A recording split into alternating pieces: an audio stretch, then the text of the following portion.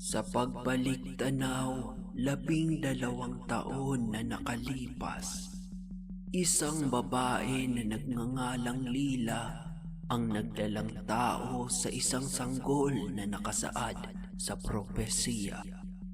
Sanggol na siyang magiging kaligtasan ng sangkatauhan sa kamay ng kadiliman. Ngunit ang angkan ng mga aswang ay nagsugo ng itim na lobo upang hindi mapigilan ang kanilang masamang plano.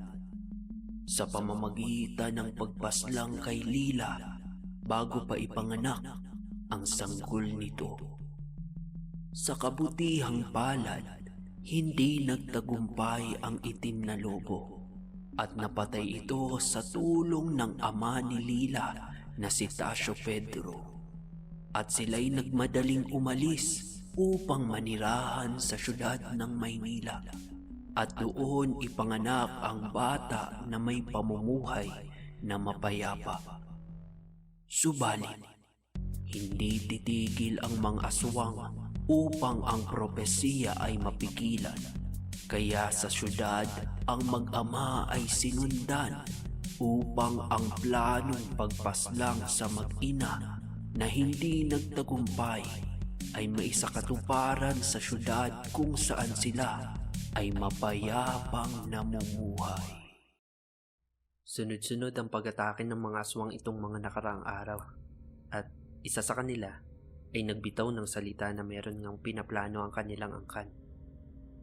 Pero mukhang wala namang may balak magsalita sa mga yan, bossing. Katulad ng isang to. Pakawalan mo ako. Papakawalan kita kung ibibigay mo sa akin ang impormasyon na nalalaman mo. Hindi ko sasabihin ang nalalaman ko. May 10 segundo ka para magbago ng isip. 1, 2, 3, 4, 5,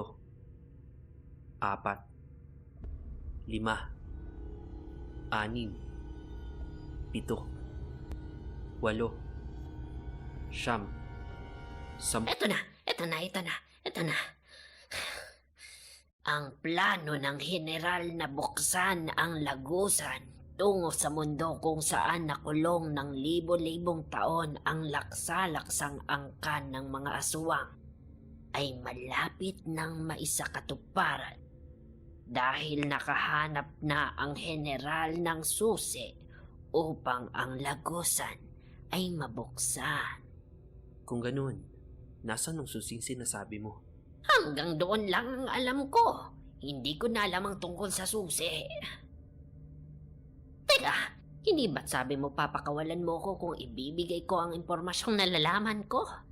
Hanggang doon lang talaga ang nalalaman ko. Aswang ako, pero kaya ko rin namang magsabi ng totoo. Parang awa mo na, pakawalan mo na ako. Mukhang nagsasabi naman siya ng totoo. Ano sa tingin mo? Ramdam ko rin namang gusto talaga mabuhay ng isang yan. Kaya sasabihin niya talaga ang nalalaman niya, kapalit ng paglaya. Ang kaso, hanggang doon lang talaga ang kaya niyang ibigay. So, bubuhayin mo? Isa pa, bakit ba kayo nag-aaksayang paslangin kami? Alam ninyong mga hirang na ang nakasaad sa propesiya na magwawakas sa angkan ng mga aswang ay matagal nang pinaslang. Kaya ba malakas ang loob ninyong lumabas sa dilim at maminsala ng mga taong walang kalaban-laban ay dahil alam niyong patay na ang nakasaad sa propesiya? Ganun na nga, hindi kami maglalakas ng loob kung buhay pa ang nakasaad sa propesiya. Kayong mga normal na hirang ay parang ordinaryong problema lamang. Marami na kaming hirang na napatay kaya hindi na kami natatakot sa inyo.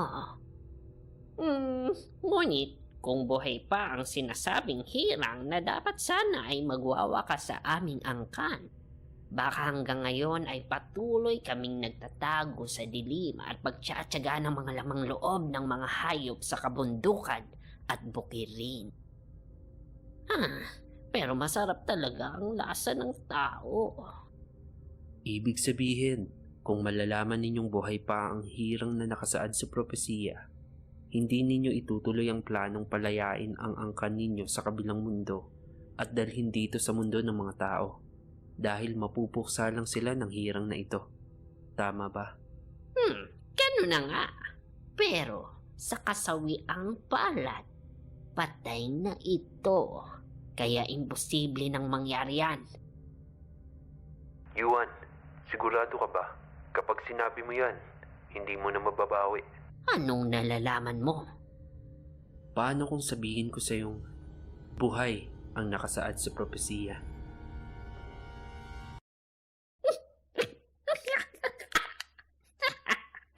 Nagpapatawa ka ba? Patay na siya. Buhay ang nakasaad sa propesiya. Mali ka ata ng pinagkuna ng balita, bata. Nakaligtas ito sa planong pagpatay dito. Yuan, anong pinaplano mo? Bakit mo ngayon sinasabing buhay ang nakasaad? Makinig ka na lang dyan.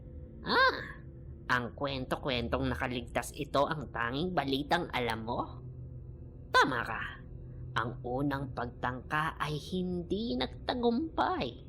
Nakaligtas ang mag-ina at ang sinugong lobo ay namatay. Pero hindi doon nagtatapos ang kwento, bata. Kaya hindi mo mapapaikot ang ulo ko at matatakot sa kasinungalingan mo. Patay na ang nakasaad sa propesiya. Sigurado ka ba? Gusto mo bang ikwento ko sa'yo ng buo?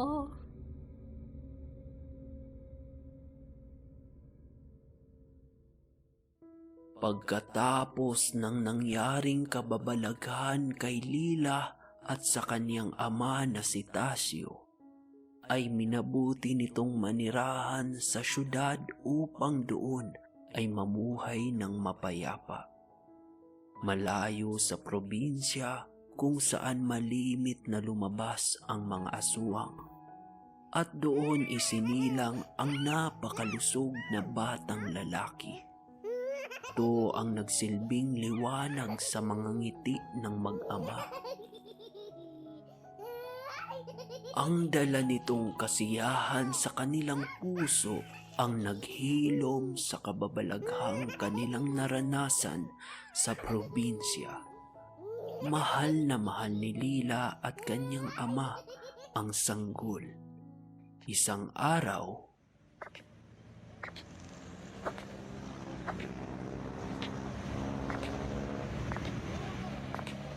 mukhang marami kang dinadala, miss. Gusto mo bang tulungan kita? Hatid na kita sa inyo. Naku, salamat na lang ho. Nagmamadali rin po kasi ako. Sigurado ka? Kaya mo? Pwede kitang ihatid sa inyo. Pasensya na po talaga pero hindi na po. Thank you po. Habang nasa kalsada at nag-aantay na huminto ang mga sasakyan upang tumawid, may isang matandang bulag na nasa kanyang tabi. Manang, tatawid po ba kayo? Oo, Ineng. Alalayan ko na po kayo. Pagkatawid ng dalawa, ay agad na nagpasalamat ang matanda kay Lila. Nako, maraming salamat, Ineng. Walang anuman po, Manang. Gusto niyo po ihatid ko na rin po kayo pa uwi? Paumanhin po sa sasabihin ko pero hindi na po kayo sana lumalabas ng ganyan po ang kalagayan ninyo. May pamilya po ba kayo? Nag-aalala po ako sa inyo.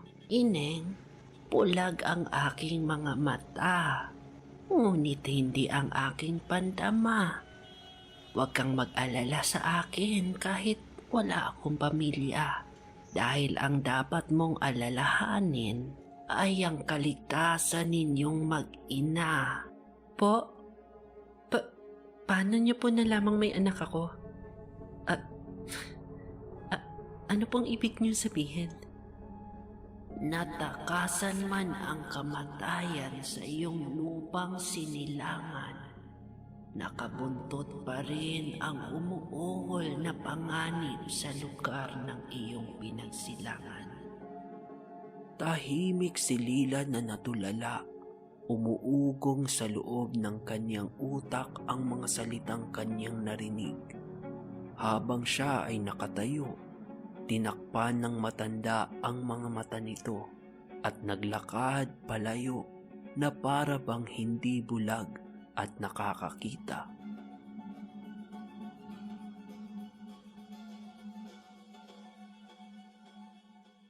Kinagabihan, ikwinento ito ni Lila sa kanyang ama. Ama, simula nang umalis tayo sa Mindoro, hindi na natin napagkwentuhan ng tungkol sa kababalaghan na nangyari sa atin. Minabuti nating limutin ang lahat na parang walang nangyari. Pero ama, gusto kong pag-usapan natin ang lahat ng ito. Lila, anong ibig mong sabihin? Mapayapa na ang buhay natin dito. Bakit kailangan pa natin yung pag-usapan? Ama, kailangan natin. Gusto ko maintindihan ng lahat. Bakit pa? Mapayapa na ang buhay natin kasama ang aking apo. Kung mapayapa talaga ang buhay natin, bumalik tayo sa probinsya. Hindi maaari. Yun ang pinupunto ko, Ama. Tinakbuhan lang natin ang kababalaghang nangyari sa atin. Pero, hindi mo pinaunawa sa akin. Hindi ako mapapayapa. Anak, bakit sinasabi mo ito ngayon? Kaninang hapon, may nakausap akong isang matandang bulag. May sinabi siya sa akin na isang bugtong. Ang sabi niya, natakasan man ang kamatayan sa iyong lupang sinilangan, nakabuntot pa rin ang umuungol na panganib sa lugar ng iyong pinagsilangan. Habang sinasabi po niya yon, nakikita ko nagliliwanag ang kanyang mga mata. Pagkatapos niyang magsalita, bigla niyang tinakpan ang kanyang mga mata ng bandana at naglakad itong parang nakakakita. Hindi ko maintindihan ang bugtong. Pero may kutob ako na babala. Hindi ito bugtong, kundi babala. Ang nakausap mo ay isang babaylan, anak. Sinundan tayo ng mga aswang. Pero Ama, hindi ba kaya ako sinundan ng itim na aso noon ay dahil buntis ako? At gusto nila ang laman ng batang nasa loob pa lamang ng tiyan. Pero malaki na ang bata at maraming tao sa probinsya. Bakit ngayon sinusundan nila tayo dito sa Manila? Bakit ako? Anong ibig sabihin? Hindi ko maintindihan, Ama. Noon, sinabi mo sa aking alam ko ang dahilan kung bakit ako sinundan ng itim na aso. Pinagtapat ko na sa'yo na buntis ako. Ngayon, kayo naman po ang magtapat sa akin. Ano ba talagang nangyayari? Alam kong alam niyo ang dahilan, Ama.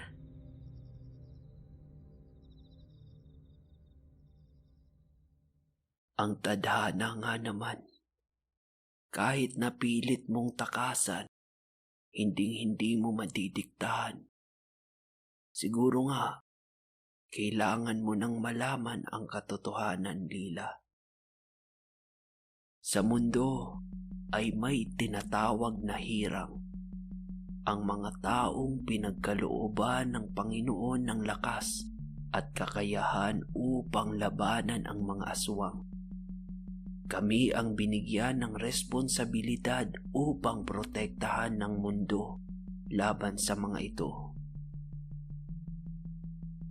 Noong unang panahon, may isang babaylan ang naghatid ng isang propesiya na ang unang lalaking manggagaling sa lahi ng 77 hirang ay ang siyang magwawakas sa angkan ng mga aswang.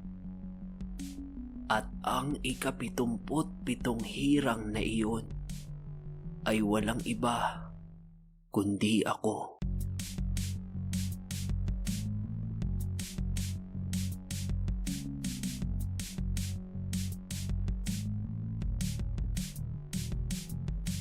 Ibig sabihin, ang anak ko ang... Oo, anak. Ang apo ko ang nakasaad sa propesiya. Siya ang magwawakas ng angkan ng mga aswang. Pero Bakit hindi ko po ito alam? Dahil gusto kong magkaroon ka ng normal na pamumuhay. Gusto kong magkaroon ka ng ama na gagabayan ka sa iyong paglaki. Hindi isang ama na pinoprotektahan ng iba, ngunit hindi maprotektahan ang kanyang sariling pamilya. Bakit ngayon nyo lang sinabi? Kaya po ba namatay si inay? Oo, anak. Noong musmus ka pa lamang at hindi mo pa naiintindihan ang mga nangyayari sa paligid. Habang inililigtas ko ang ibang tao sa pag-atake ng mga aswang, ikaw at ang nanay mo ay sinugod ng mga aswang sa loob ng bahay. Alam nilang sa akin manggagaling ang nasa propesiya, kaya hindi nila hahayaang mabuhay ang aking lahi. Prinotektahan ka ng iyong ina at siya'y namatay. Hindi ko kayo kayang ipagtanggol. Lubos kong dinamdam ang pagkawala ng iyong ina. Kaya nagpasya akong iwan ang aking tungkulin bilang hirang at namuhay bilang normal na tao. Inahit ko ang aking buhok, tanda ng pagluluksa at nag-iba ng katauhan. Nanirahan sa probinsya at itinago ka sa mga aswang. Hindi ko sa iyo sinabi ang lahat dahil gusto kong magkaroon ka ng mapayapang buhay. Ngunit ngayong alam mo na, nagkamali ako. Kahit saan ko kayo itago, ang tadhana ay tadhana.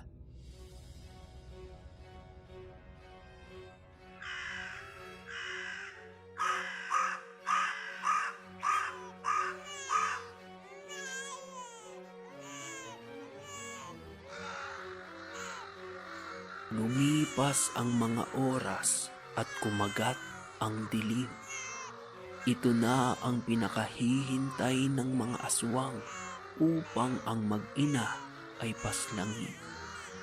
Kahit nasa syudad ang pinagtitirikan ng bahay ng mag-ama, ito ay nasa isang liblib na lugar pa rin, malayo sa maraming bahay. Dahil ito'y simpleng bahay lamang na gawa sa kahoy. Kaya't wala silang kapitbahay doon at malayo sa mataong lugar. Lumabas si Lila na parang may inaantay na dumating habang daladala ang sanggol na umiiyak ng paulit-ulit. At maya-maya pa ay may isang lalaki ang lumitaw sa kanyang harapan.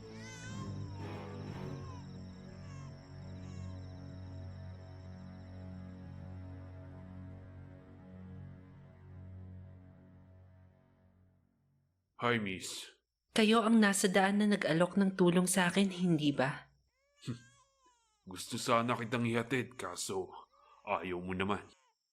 Kaya ako na lang ang pumunta dito. Ganun na lang ba kayo katakot sa batang to para patayin ninyo nang walang kalaban-laban?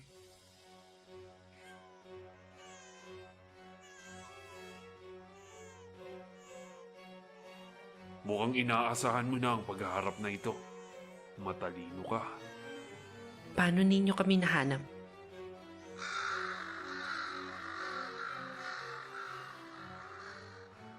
Magtago ka man kahit saan. Mahahanap at mahahanap ka ng mga aswang. Kung ganon, tapusin na natin ang lahat ng ito. Aba, at buong akala ko ama mo ang pipigil sa akin. Kailan ka pa natutong makipaglaban, babae? Ako si Lila Pedro. Anak ako ng isang hirang. At hindi ko kailangan maging malakas upang ikaw ay labanan. Nagagawa nga naman ang pagmamahal ng isang magulang. Katulad ng pinakamamahal kong asawa na pinaslang ng iyong ama. Wala akong alam sa mga pinagsasabi mo. At dapat lang sa inyong mamatay. Dahil kayo ang mga salot sa lipunan. Asawa ko ang itim na lobo na pinatay niyo.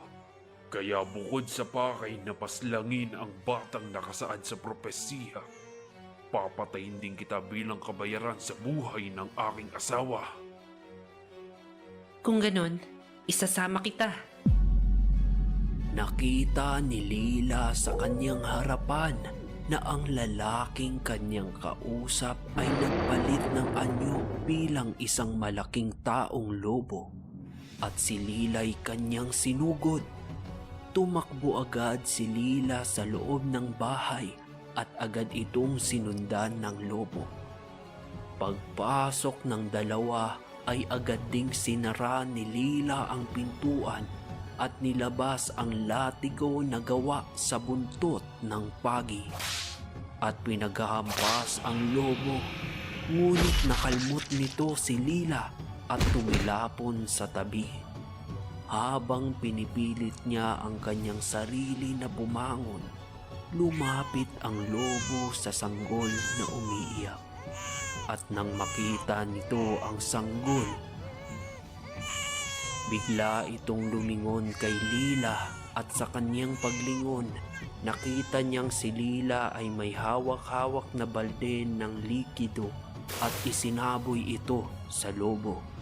Nang kanya itong inamoy, siya ay nagulat at nakita niya sa paligid ang mga nakatagong tangke ng gaas.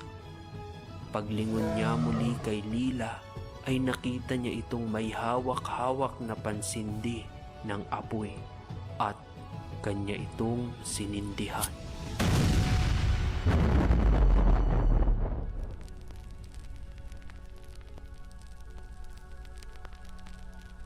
Sa malayo ay naroon si Tasyo na nagulat at umiyak. Anak ko! Anak ko! Anak ko! Anak! Anak ko! Anak ko!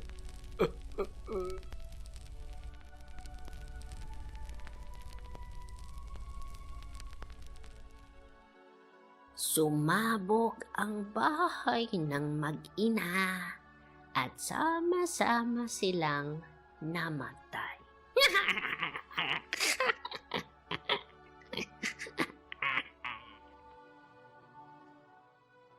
Nakakaiyak ang sinapit ng mag-ina, hindi ba?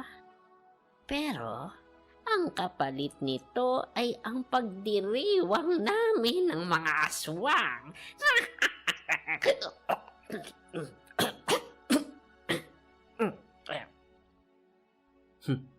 Nagkakamali ka. Ha? Hindi yan ang katapusan ng istorya. Teka, anong ibig sabihin mong hindi yan ang katapusan?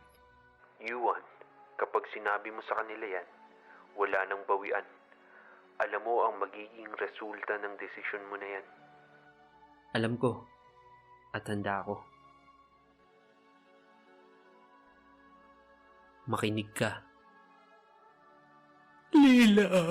Lila! Hindi! Hindi maaari, Lila! Lila! Habang umiiyak si Tasyo, ay agad nitong binuksan ang kahon na kanyang dala-dala. Ama, namatay ang inay hindi lang upang protektahan ako, kundi upang protektahan ang dadalhin kong bata na may gagampan ng tungkulin sa hinaharap. Hindi ito patungkol sa akin. Patungkol ito sa aking anak, sa iyong apo, sa pag-asa ng mundong ito. At hindi titigil ang mga aswang hanggat hindi nila ito napapatay. Kailangan may magsakripisyo. Hindi sila titigil ng walang namamatay. Anak, ako ang magsasakripisyo para sa inyo. Ama, hindi pwedeng ikaw. Anak, anong ibig mong sabihin? Hindi pwede ang iniisip mo. Ama, anak ko ang pinag-uusapan natin. Gagawin ko ang lahat para sa anak ko. Ngunit ama mo ko, gagawin ko ang lahat para sa inyo. Dahil anak kita. Nawala na sa akin ang iyong ina. Hindi ko kakayanin kung pati ikaw ay mawawala. Kung ganon, may naisip na akong plano. Pinalabas ni Lila na ang bungkos na tela na kanyang dinadala ay ang kanyang sanggol. Upang mapaniwalang ito'y may katotohanan, inilagay niya ang kanyang telepono sa tela at pinatunog ang waring iyak ng isang sanggol ng paulit-ulit.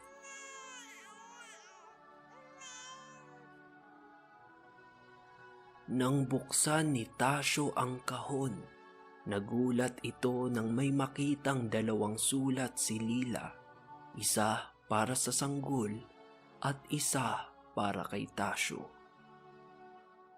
Ama, patawarin po ninyo ako. Parehas tayong magulang at naiintindihan kita sa iyong nararamdaman. Tayo ay parehas na handang magsakripisyo para sa ating mga minamahal. Pero, Ama, matagal ka nang nagsakripisyo para sa akin. Iniwan mo ang responsibilidad mo bilang hirang upang ilayo ako sa panganib. Ngayon, ako naman. Kailangan kong magsinungaling sa iyo sa aking plano dahil alam kong hindi ka papayag. Ama, ilayo mo ang bata habang nililibang ko ang aswang at papaniwalain kong susunugin ko ang bata. Kapag nailayo mo na, pwede mo na akong balikan para tulungan. Ang tunay na pagmamahal ay may kalakip na pagsasakripisyo.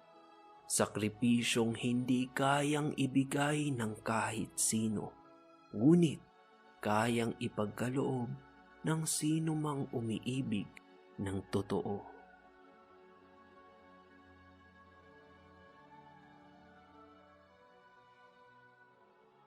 Ama, patawarin mo ako kung nagsinungaling ako.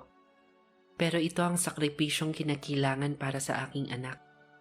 Pakiusap, ibigay mo ang isang sulat na to para sa kanya upang sa paglaki niya, malaman niyang mahal na mahal ko siya. Upang mapatawad niya ako kung hindi ko siya masisilayan sa paglaki. Mapatawad sa panahong kailangan niya ako, ngunit wala na ako sa kanyang tabi. Dahil mas kailangan ka niya, Ama. Ito na ang panahon upang balikan mo muli ang iyong tungkulin. Turuan mo ang anak ko kung paano maging isang hirang. Hirang na siyang magwawakas sa angkan ng mga aswang.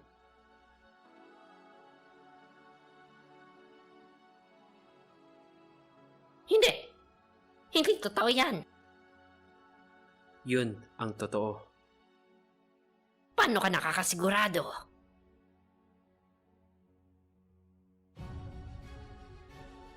Hindi! Hindi maaari! Kung ganon, ikaw ang... Ako nga. Ako ang sanggol na wala pa sa sinapupunan ng aking ina ay tinangka nyo ng pigilang isilang. Ako ang sanggol mula sa pamilya na walang awa ninyong pinaslang. Ako ang sanggol na nagmula sa lahi ng ika-77 hirang. Ako ang sanggol na wala pang muang sa mundo ay inyo ng kinakatakutan. Ako ang anak ni Lila Pedro at apo ni Tasyo Pedro. Ako si Yuan, ang hirang na nakasaad sa propesiya na magwawakas ng inyong angkan.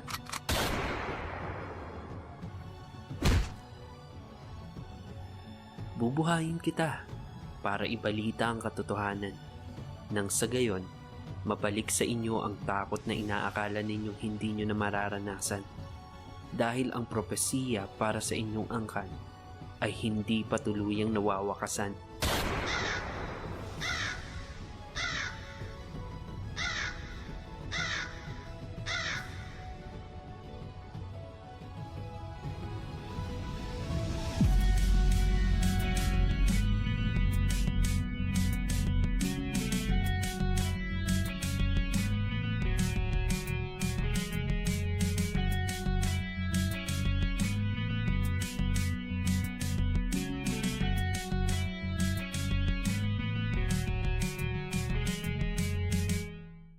General! General! General! Ano na naman? General, masamang balita. Buhay ang nakasaad. Tampalasan! Paanong mabubuhay yun? Kitang-kita ninyo noon na namatay sa sunog ang mag-ina kasama ng pinadala nating taong lobo. May ipinakita siyang ebidensya na siya ang anak ni Lila, Pedro. Kung ganun, kailangan nating siguraduhin siya nga ang nakasaad sa propesiya. At isa lang ang paraan upang mapatunayan yun. At kung siya nga, kailangan natin siyang paslangin.